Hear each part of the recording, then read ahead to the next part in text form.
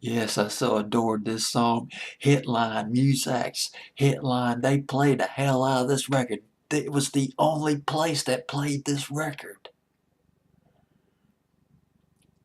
Nobody else was playing it, at least not here. None of the Birmingham stations would play this record. Of course, nothing here in Tuscaloosa would play this record, but Hitline, they were all over it. His Boy Elroy with Chains. It was a dance hit. Just found out it was a pretty big dance hit. Went top 10, something like number 7 on the club play charts and Billboard.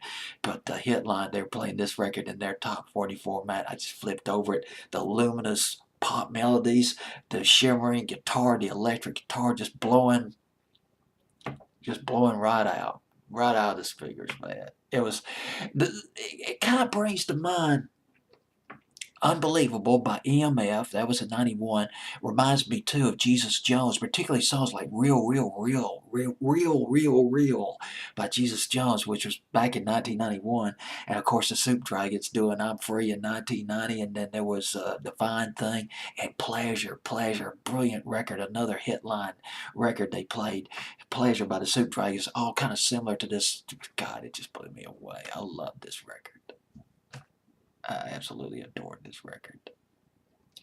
His Boy Elroy from Seattle, Washington. And it was the brainchild of a multi-instrumentalist. His name was Johnny Fly. Now, if I got this correctly, Johnny Fly went into the recording studio. It was called Scotland Yard Studios with Carl Stevenson, and there was another guy. I didn't write his name down. But Carl Stevenson, one of the producers of this album, was also working with Beck on his first his big album, which was called Mellow Gold, which featured his first massive hit, Loser, and that was in 1994. He works with Carl Stevenson, a number of producers, and the song Chains was remixed by Phil Hardin, and I can't even read my handwriting. Kernal is his last name, but I can't even make out my chicken scratch, kind of a cross between hieroglyphics and Japanese. But anyway, the song was remixed by a couple of guys, Chains. Duncan Sheik. Remember Duncan Sheik? Barely Breathing that was one of his hits.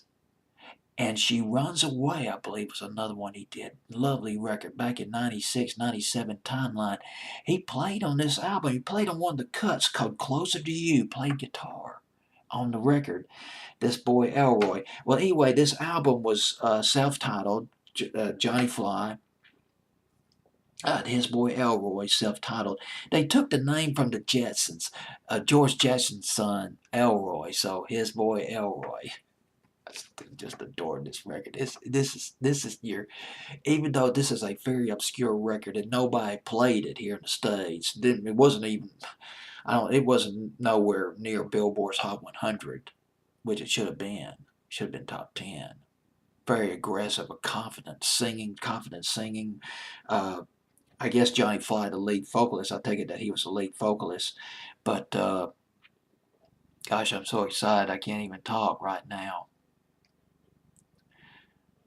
Remembering listening to that song on Hitline 25 years ago, it just, oh boy, it just blew my socks off. Love this record. Well, here's the deal. Johnny Fly needed a band to back him up when they toured. He needed a touring band.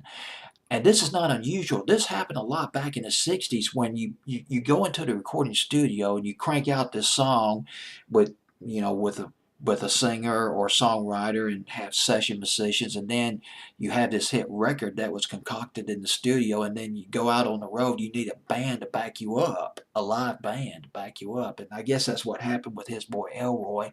He assembled a band, Johnny Fly, of about 4 or 5 guys. They went through one guitar player.